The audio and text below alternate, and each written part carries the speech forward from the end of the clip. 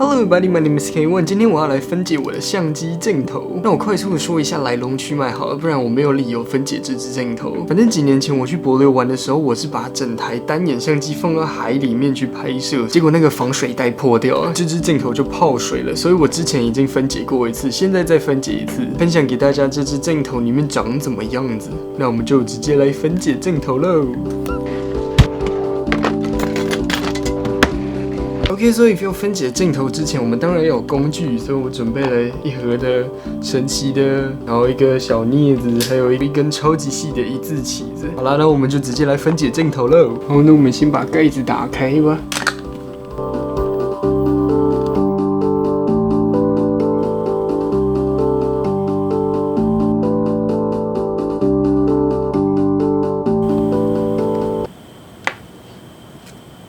Wow, check this out. Pretty cool. This is dope. Woohoo!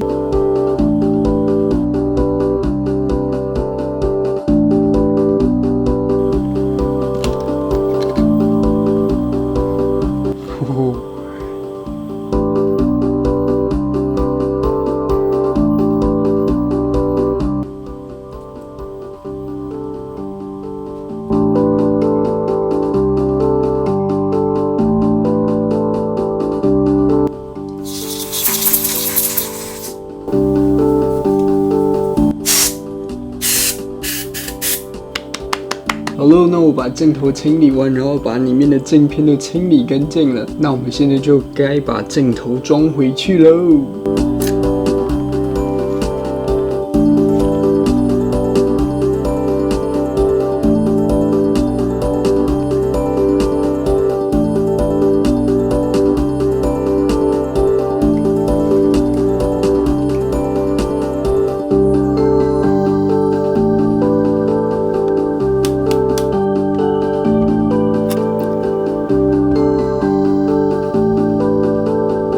好了，完成组装，这支镜头又恢复正常喽。好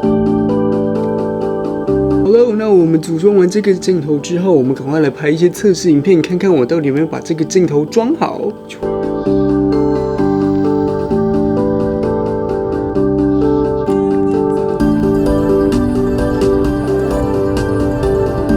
那当然，这个镜头组装的非常成功。那这就是我们今天的分解镜头的影片啦。